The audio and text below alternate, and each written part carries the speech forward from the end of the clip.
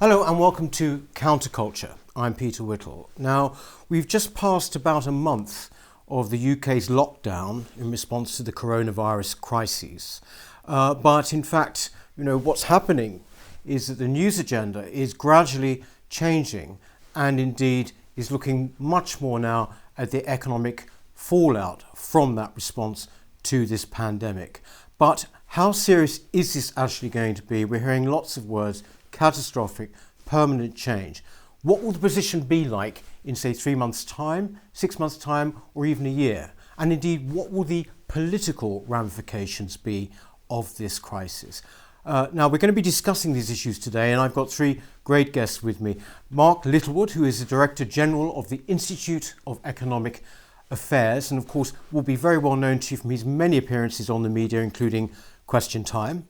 Marc Sidwell, who is also a host of Counterculture, but in the past was City AM's General Managing Editor and indeed Head of Personal Finance for the Daily Telegraph. And Rafe Heydel-Mankoo of the New Culture Forum, historian and commentator. Thank you very much for joining us. Marc Littlewood, I'd like to start with you, if I may. We had this report recently from the Budget Responsibility, the Office of Budget Responsibility, which on the face of it looked simply just appalling, talking about something like a 35% contraction in the economy. What's your response to that? Does that seem fair to you? Feels to me about right, I'd say, Peter. I mean, we have effectively what we're doing is putting the economy in the deep freeze. I mean, we have frozen the vast bulk of economic activity. Sure, I mean, people are still finding ways to do things. You're still making your videos, albeit it's a bit harder to do so. My own institute, the IEA, is still operating, but it's obviously a lot harder. Our productivity is a lot less, and this is true across the economy as a whole. So it seems to me that GDP retracting by around about a third is as good a guess as anybody's, and that is horrific as a headline number. This will dwarf the 2008 financial crash. I mean, we're looking at something at 3-4 times the magnitude of that. So on the face of it, take a deep breath, and it looks absolutely appalling. However, a couple of reasons to be cheerful. If we can get out of this before too long, and I'll come back to that point in a minute, bounce back ability should be there. It's not as if we are literally in a war in which the infrastructure of the United Kingdom is being bombed morning, noon and night. Potentially, just imagine a scenario in which the lockdown ended tomorrow. I know that's not going to happen, but perhaps we could immediately spring back into life. So as long as we can end this responsibly and relatively swiftly, I think you'll see a swoosh, a very rapid return to normal levels of economic activity. Here's the rub, though. The longer it goes on, not just the worse it gets, but the more existential it gets. Imagine a situation on one extreme where we've locked down the British economy for, say, 10 minutes. Just imagine a power cut right across Britain for 10 minutes. Well, that would be a 10-minute lockdown. It would be an irritation. It would indeed hit GDP, but not by much, but we'd bounce back in a minute 11. If you lock down the economy for a day or two, it doesn't matter. Maybe a few weeks, maybe even a couple of months. But at some point, if you're putting the economy in the deep freeze, actually the DNA of the economy starts to degrade. And if we can't return to normal-ish activity quite soon, then you would start to look at swathes of businesses going into liquidation, huge numbers of layoffs rather than just people being furloughed for a few weeks. So I think you've got to get the sweet spot here. I don't have an exact date in mind, but if this runs right the way through the summer, the damage to the economy is absolutely abysmal. If we're able to end this in, I don't know, let's say begin to unwind it in 4, 5 or 6 weeks' time, it's going to be problematic, but the bounce back ability should still be there.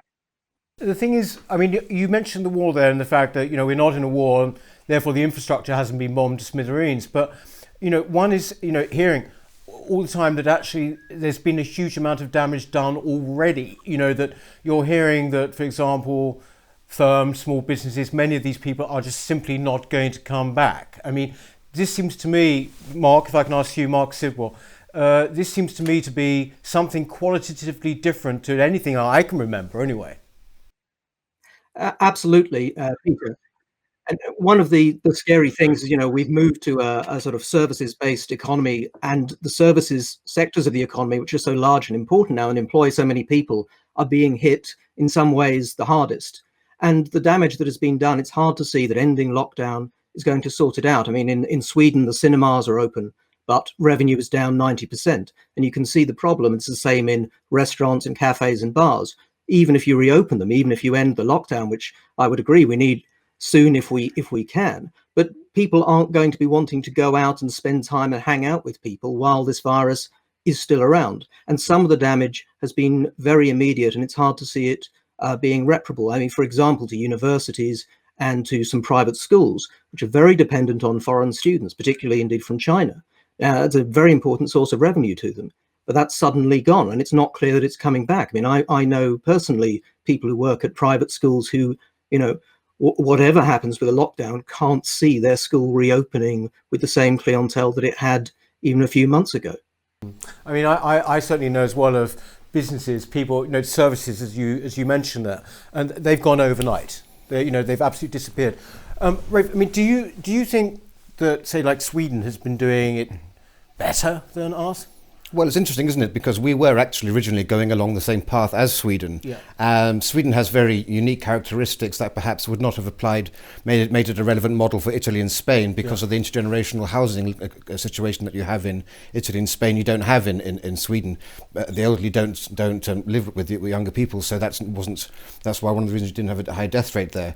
But certainly, I think Marc Sidwell was quite right here. It's the culture of fear that has been instilled once the U-turn of the government instituted following the Imperial College's report.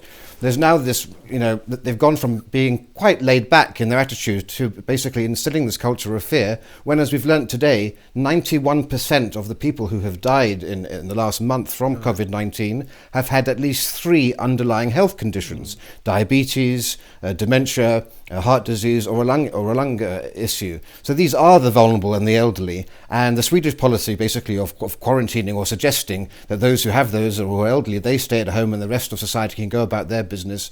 It seems to me to be a far more sensible project in the long run, because until we get a vaccine, we aren't out of the woods. There's nothing to say that once the lockdown is relaxed, that there won't be another second wave. Of course there will be, because everything can spread again, and we have to face the fact that we're going to live through a situation where until there's a vaccine, we're going to constantly have this. And so unless we have a realistic policy that can be adopted by people without this fear, we are going to have problems of getting people to realize that going back into restaurants and cafes and the cinema isn't such a scary prospect. Yes. I mean, do you think there is this sort of divide, or maybe not a divide? There's certainly, if you like, the media on the whole have taken a certain line, I think we would say is right. But then there are dissenters. We talked to one this week, Peter Hitchens. Basically, there's this cliche that the cure is going to be far more damaging than the actual thing. I mean, do you go along with that at all, Marc? I mean, do you think this has been... Marc Sidwell first. Sorry. Yes, well, sorry. Personally, I think it's not exactly a climate of fear. I mean, I think some of the fear is rational. It's not so much that you're going to necessarily get it yourself and die, but you might well get it. You might well be affected quite badly. You might have a horrible hospital stay, and you certainly might kill your elderly relatives or other elderly people, or help to undermine the health system. These are rational fears. But also, there is some evidence, certainly from the 1918 pandemic, that early lockdowns are better for the economy. Places that lock down early and hard bounced back much faster. So I understand those who disagree, and I think perhaps the most important point is we are working in the dark. No one knows what's going to happen. No one knows exactly what this virus is or what it does.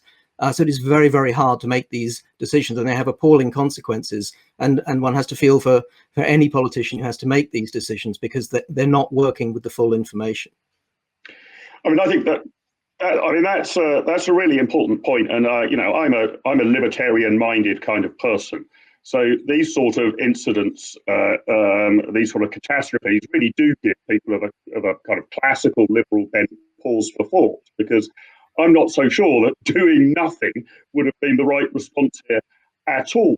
But the good news, if you like, if you can find any good news in this disastrous scenario, is obviously more and more data is coming in. In the early days, you didn't really know what the fatality rate was going to be. You were making some guesses, albeit educated guesses, but broadly in the dark about the sort of people that would be affected and those who would have the highest mortality rates if they did catch the virus. That is coming in real time now, and we do know a lot more than we knew just a few weeks ago. We do know that age and morbid obesity are the two very, very high risk features. So although the other Mark is right that it could, if you're fit and healthy and a professional athlete in your 20s, still not be a good idea to catch COVID-19, and you would be a risk to others if you met them, it does seem to be that we can start to look to, can we get different cohorts back to work relatively quickly? I think I'm right in saying that the number of deaths, or indeed even hospitalizations of the people between the ages of 20 and 30 are very, very low indeed. Certainly on the death count, it might well be getting a nasty bout of flu if you're unlucky enough to catch it. Well, if that's true and that evidence is becoming, coming in by the day, and we're more and more confident about it now than when we were trying to work out what the hell was going on in Wuhan, China, well, then perhaps we can start to ease lockdown on that sort of basis. Perhaps younger workers can return to work rather earlier than others. Perhaps we strongly advise the over 70s to stay at home. And I would hope that we can move swiftly to advice rather than compulsion. The Swedish case has already come up. Very, very interesting in that they're not using particularly draconian laws. But also interesting is that the Swedish are a very, very compliant bunch of people. If you advise them to do something, an overwhelming majority of them would actually follow that advice. You don't need the force of a kind of police state to get people to stay at home. People are choosing to stay at home because that's government advice. I'm also told by a Swedish friend of mine that social distancing is a cultural norm in Sweden. So asking people to stay a couple of metres apart at the bus stop is nothing particularly new. They do that in peacetime as well. But I would hope that we could move to advice rather than coercion, because by and large, you're taking the risk yourself if you want to go and engage in a social event. Those people who are doing that are risking themselves more than others. There is, of course, the question of the burden on the healthcare system. But once that begins to wind down, surely we can ease this off cohort by cohort, probably starting with some sort of rule that, I don't know, the under 30s can return to work and then the under 40s and so on.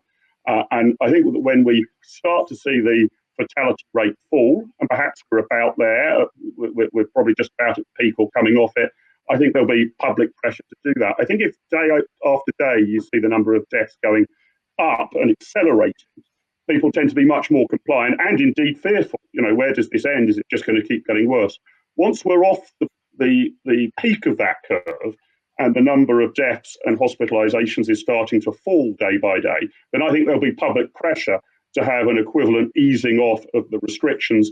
And there's no real reason why we couldn't sort of ease off the restrictions as rapidly as we imposed them. We moved from doing very little to a full lockdown in a matter of days. And if the science was right and the data was right, I think we could actually move back to normality far earlier than I was fearing a few weeks ago. I was thinking we might all be back to work in September. I'm now more confident that we might be back to work in, say, early June.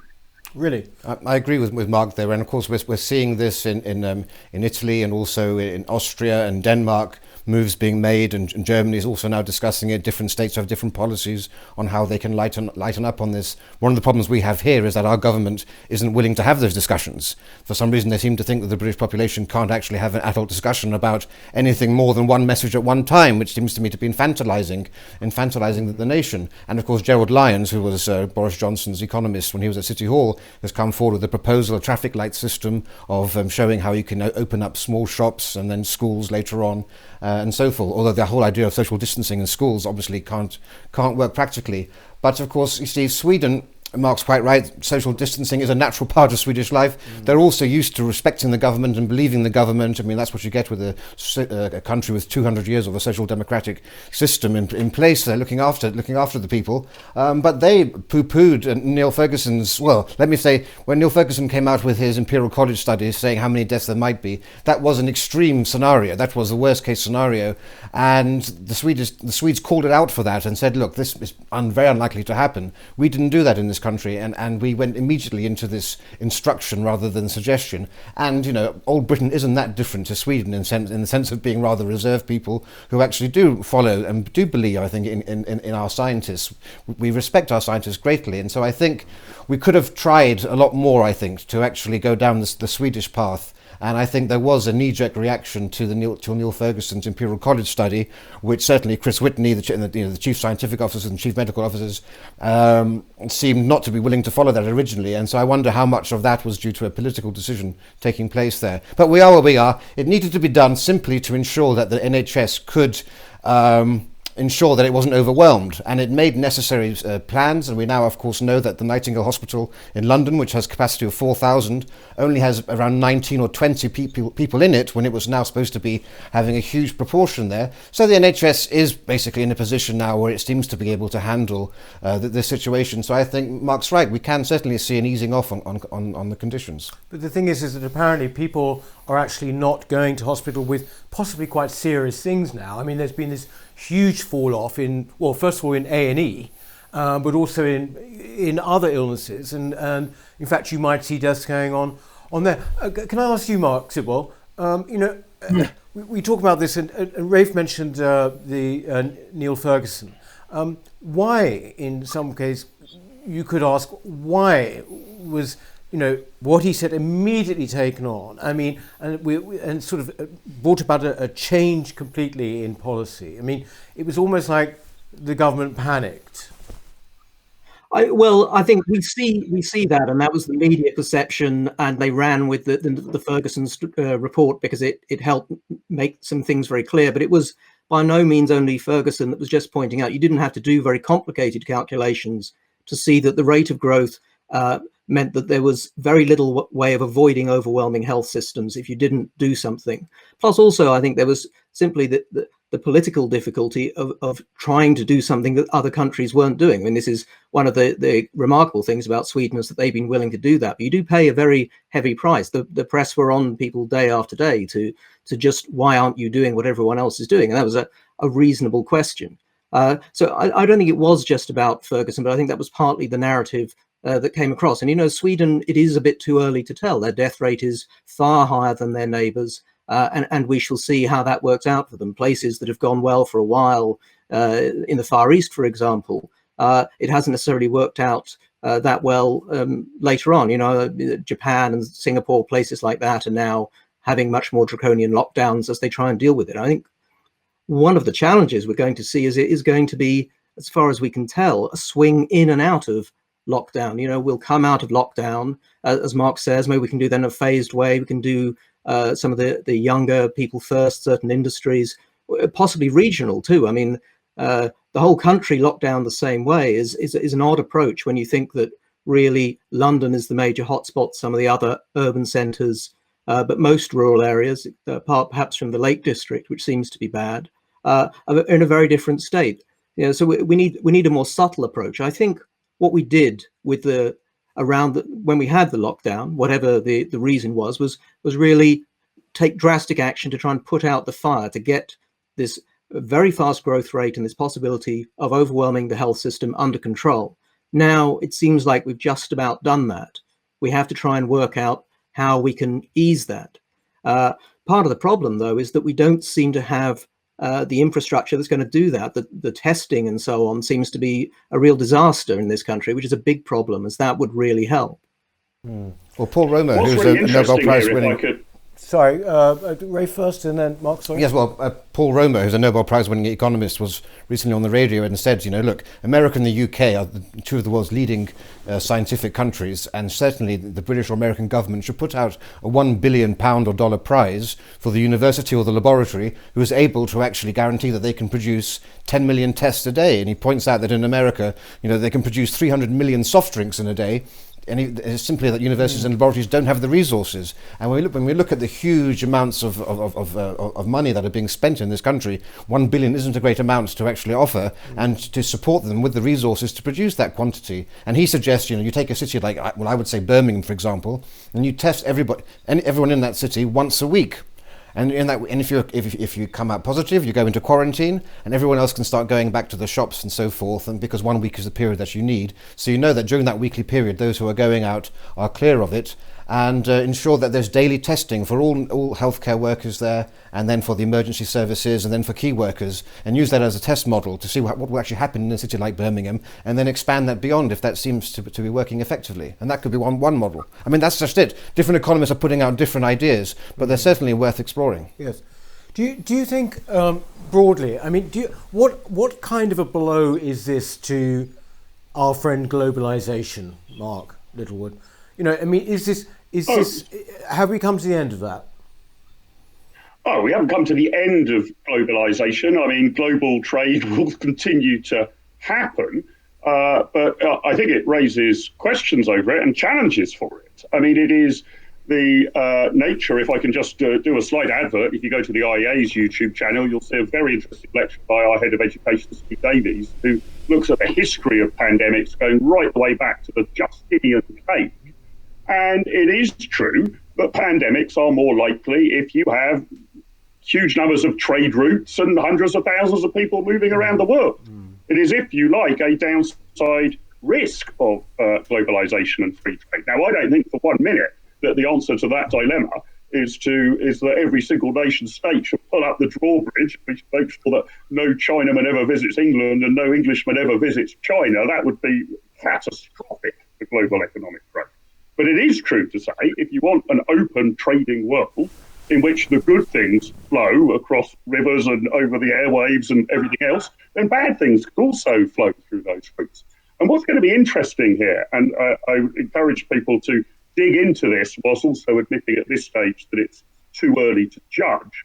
If you want to take a slightly inhuman view of this, there are going to be some absolutely fascinating data sets to work through at the end of this pandemic. We've already highlighted in this discussion Sweden and not knowing whether that will work or not, but we're going to be able to compare healthcare systems across Europe, who did what well, who managed to get the most number of tests rolled out quickly, who was able to swiftly isolate people, who was able to have ventilators on hand for those who most needed it, who was able to get the lowest fatality rate, who suffered the highest fatality rate. In fact, although it feels as I say, a bit inhuman to do so, just to see everything on an Excel spreadsheet, there's going to be a fascinating test of all of our public institutions right across the world and who reacted well and who reacted badly. It's bound to be a mixed picture. I don't think we're going to reach the conclusion that Sweden got everything 100% right and the UK got everything 100% wrong. But in terms of actually comparing and contrasting how robust, successful and efficient different models of governance were in different countries, when this ghastly episode comes to an end, there is going to be a huge amount of data to work with. And I think that's going to raise fascinating questions about our public health authorities, about how efficient is the National Health Service against the German system. How reasonable was it to close down civil liberties early? Did that make a difference? The jury is out, but it's not going to be many weeks or months before the jury comes in. And there's going to be an awful lot to learn from that. I'm not sure what lessons will be derived, but there will be thousands to be derived. Would you agree with that analysis, Marc? Sidwell? Absolutely, yes. I mean, I think already Germany, which has done very much better on testing, and that seems to be something to do with its slightly more decentralized, larger private provision sort of approach to a health service. So that already seems like a point in its favour and slightly against the way that we're running things. Certainly Public Health England seems to be not doing very well, not having a good war. And that says something about the sort of quangofication and the centralisation that's happened in Britain. Interestingly, the Far East, not China particularly, but Taiwan, Singapore seem to have been doing extremely well. Countries that are very good at technology, and also that experienced SARS. I think that helped. One of the difficulties we've had is that SARS didn't really touch us in the same way, and the countries that already went through that very bad episode, not nearly as bad as this, but quite potentially serious, learned a lot from it and built infrastructure and were more ready for this. I mean, so it's hard to look on the bright side in this way, but this is not as bad as pandemics could get. So in some senses, this is once we're through it, one benefit is that, yes, we'll have a chance to have more robust systems in place, better health services and other things that Marc was talking about, but also just ready if something more like the Black Death did come along. And ask as well, before this came along, if I can ask you all, before this came along, one sort of political strand that was developing as being the way forward, for want of a better expression, was that basically our culture was going to become economically more to the left and culturally and socially in security terms more to the right. I mean, I'm being crude here, but I think that was the the newly formed SDP. I think that's their kind of selling point. Don't you think in a way that the role of the state as it's been in this crisis helps that kind of new political tradition along? Well, certainly, Dominic Cummings was also a very great champion of this. And when you saw Rishi Sunak coming out with this unimaginable rescue package for the country, 80% of salary guaranteed for furloughed, then coming out and saying if you're self-employed, we'll also give you 80% of your last 3 years salary averaged out. That was something which no one could ever have imagined a Conservative government doing, and that was again part of this new blue Labour almost Tory party appealing to the red wall. And I think that was done deliberately, also knowing that they need to also placate their newfound voters as well as being in the national interest. But then as it went on, you do begin to think, well, actually now, how many of their manifesto pledges can they maintain? How much can they do for the red wall in other areas now that public finances are going to be, depleted in fighting coronavirus? And so that's going to be a very interesting question to see precisely how will the government be able to meet the needs and anxieties and prove themselves to former Labour voters in that red wall. Would you say, Marc Littlewood, that that basically, as somebody, a great free marketeer as yourself, a libertarian, I mean, would you say that it's something that you would not welcome, a greater role for the state? I mean, I know you said earlier that, in some ways it does give you pause for thought, but do you think that this is a game changer in that way? Listen, this period that we're living through is going to be a game changer, but I think it is too early to say in what direction. I don't think that the lesson we're likely to derive from this, I'd be highly surprised, is that an efficient long-term way to run your economy is that the government underwrites 80% of everybody's salary in the private sector. You can do that for 6 weeks or 8 weeks at colossal expense, but you cannot do it in perpetuity. What's interesting about the state intervention that we're seeing here, economically and in terms of civil liberties, is precisely that it is exceptional. I haven't heard anybody really step forward yet, apart from some of the more ludicrous elements of Extinction Rebellion, and suggesting that what we're going through at the moment is a model of utopia, about how we would love to live our lives forevermore. Far from it. It's a miserable way to be living. It's an extraordinary circumstance. It is, I hope to God, a very short-term circumstance. But the idea that these sort of measures could be continued forever, and that what we've practiced in, if you like, wartime is going to become the norm in peacetime, I'm not sure that's right at all. We might, in fact, see a way that we snap right out of that. I mean, in fact, fiscal policy as a government tool is going to be a very hard lever to pull over the next 5 years. The cupboard's going to be bare. We have hurtled the economy into even more debt to deal with this. I'm not saying it was necessarily wrong to do so, but that is what we have done. The idea that in a year or 2 or 3's time, you'll be able to say, it's simple to know what the solution is to try and sabotage growth. It's more government spending, when we have, God knows what the size of the national debt will be, I think is for the birds. So it might actually be where, if you like, using old-fashioned big Keynesian economic tools right now, and it might even be that right now is exactly the sort of time you should be using those tools. But I'm not so sure that you should derive long-term lessons from it. In fact, when we exit this, I'm speculating here rather than predicting, I think you might see that people are yearning for their freedoms back. And one interesting phenomenon that my own institute has been looking into and will continue to work around is actually in some areas, counterintuitively, if you will, the government's actually liberalised. There have been certain areas of regulation, for example, the number of hours that truckers can be on the road over any given 24-hour period, or the times of day and night that supermarkets can take deliveries, or the planning permission that's needed for a restaurant to operate a takeaway service. This goes on and on and on. That we've ripped up to allow people to cut through red tape in order to act more efficiently in this time of national emergency. Well, I think that's going to actually point up a whole vast range of regulations that were never needed, and that I hope we can keep off the statute books in order to aid the bounce back. So just because we're going through this period, I don't think it's a reason to believe that it's going to become anything like the new norm. In fact, there may very well be a reaction to it. The point of this period is it is extraordinary. It is exceptional. It is a short-term response to an immediate sort of national existential crisis.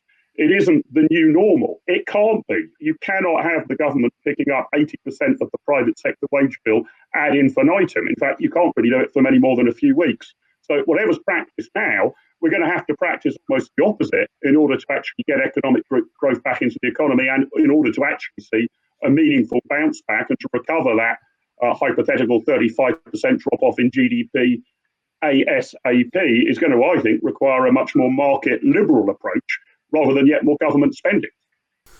I mean, Marc, does that resonate with you, the idea that somehow this is, as Marc says, hugely untypical, but that it might lead to permanent change economically along left-wing lines? I mean, does this... It's a worry. Look, I think the evidence shows that when you come out of a catastrophe like this, if you want to grow your economy very fast and pick it up again, which we desperately need to do, if only to pay off the enormous amount of debt we just accumulated, never mind replace all the businesses and jobs that we've just killed. If you want to do that, what you need, in fact, is a sort of free market solution. You need low taxes, low regulation. You need to let rockets be put on the economy. Now, interestingly, after the Second World War, that happened rather more in Germany than it did in Britain. Britain limped on with rationing and government controls that were hangovers from wartime. And it took us rather a long time to come back. Germany, in West Germany at least, obviously not in the East, West Germany had more of an economic miracle and recovered rather faster, despite the absolute devastation it went through, because it understood that. After the Great Depression, it was the other way around. Britain did rather better than America, with low taxes, and sort of a cutting back of the cost of the state, whereas there's quite a lot of evidence that aspects of the New Deal in America really extended the crisis and its cost to the population. But of course, those were very popular. And I worry that the sort of state aid that we're seeing now is going to lead us more in that sort of New Deal direction, whatever the economic costs may be. And I worry too that politically that is going to change the complexion of things, because we'll get into a bidding war between the Tories and Labour over who does the most government intervention, and Labour will win that. I think the narrative that's gone now is that the Tories were going to be in power for 10 years. I think Labour could easily win the next election in this vastly uncertain world. I think it's a very good point, because look, at the moment, if one's going to talk in strictly Westminster terms, the government has a huge amount of support in the polls, before the past few weeks, in fact, unprecedented levels, 56%.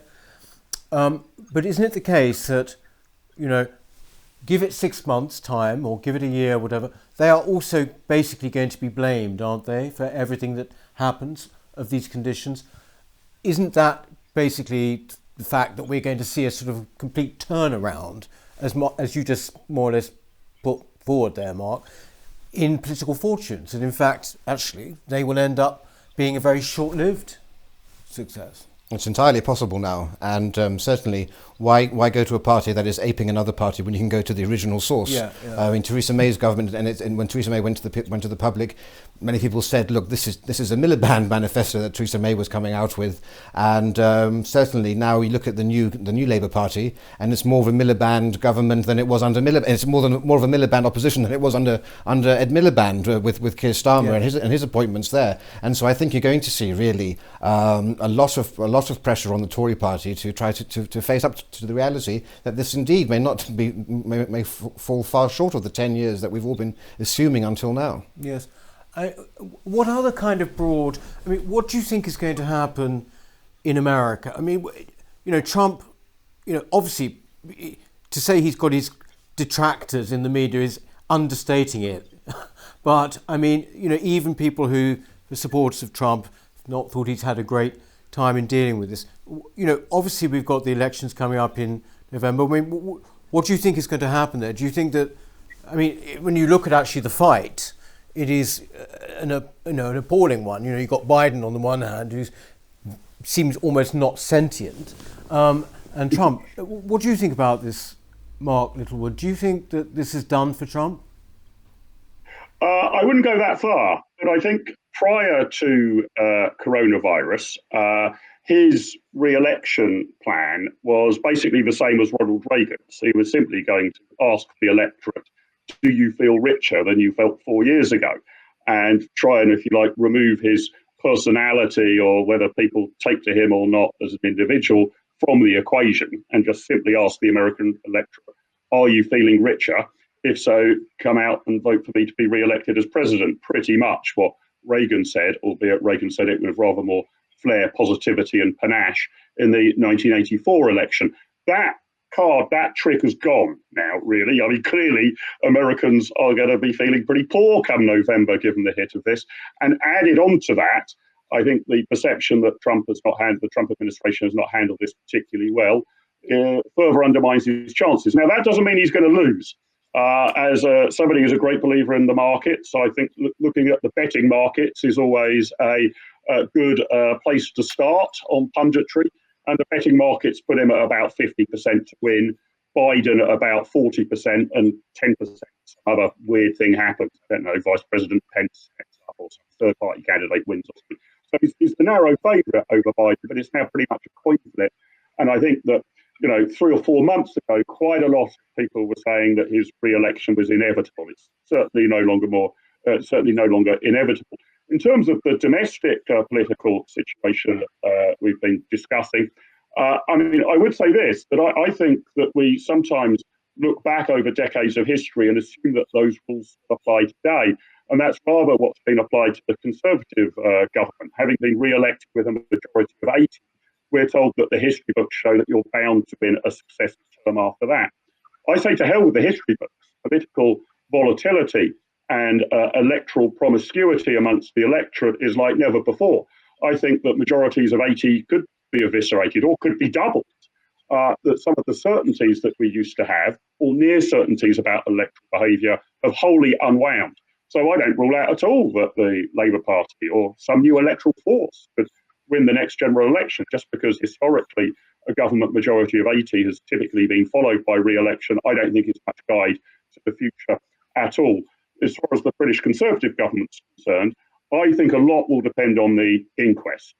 People and the extent to which people consider that what's happened was an act of God, or bad luck, or the extent to which Britain's performance or underperformance has been the fault of government ministers. If that were to start to kick in, if in 6 months' time, sort of inquiries and reports suggesting that many more Brits died or the lockdown caused much more damage because the present British government handled things badly, and if people believe that, well, then the government could be done for in fairly short order. But if it's just seen as they did their best in a difficult circumstance, then actually the economy suffering won't necessarily be pinned at the government's door. In all normal circumstances, GDP going backwards by 35% would signal the immediate end of a government. So collapse.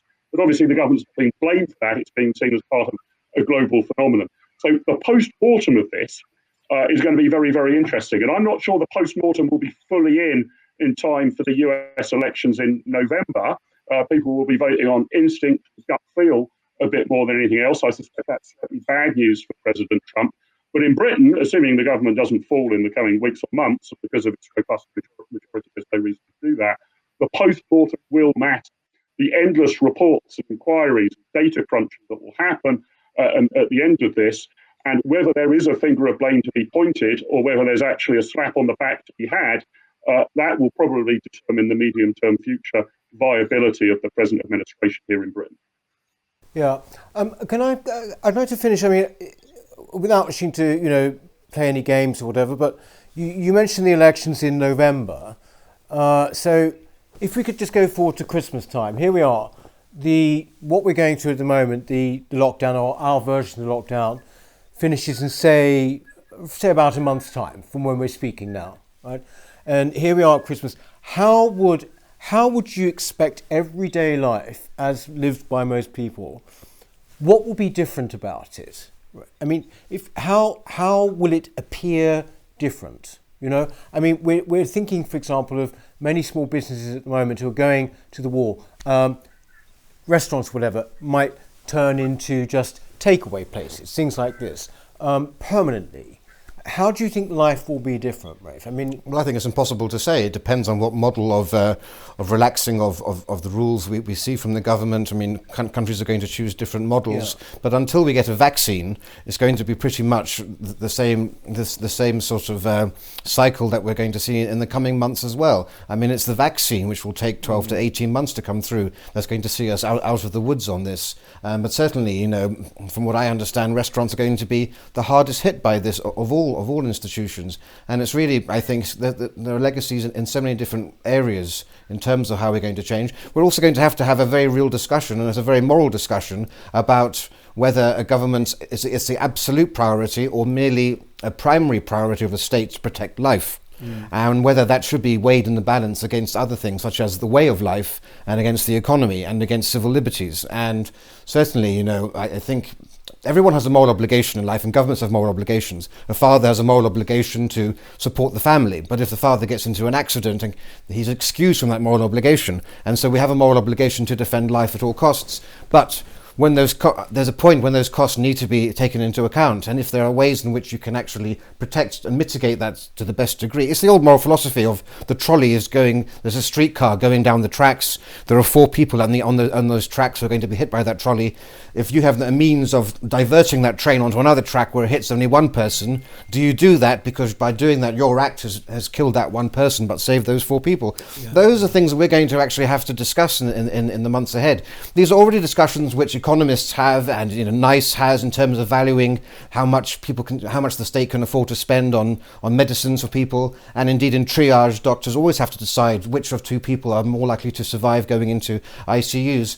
The public have been sheltered from those arguments for always, and now I think that's now having to come into the public sphere. People need to have discussions about what price are our civil liberties worth, and are they worth defending at all costs. Marc, Sidwell, Rafe's point there about the vaccine, of course, is absolutely true.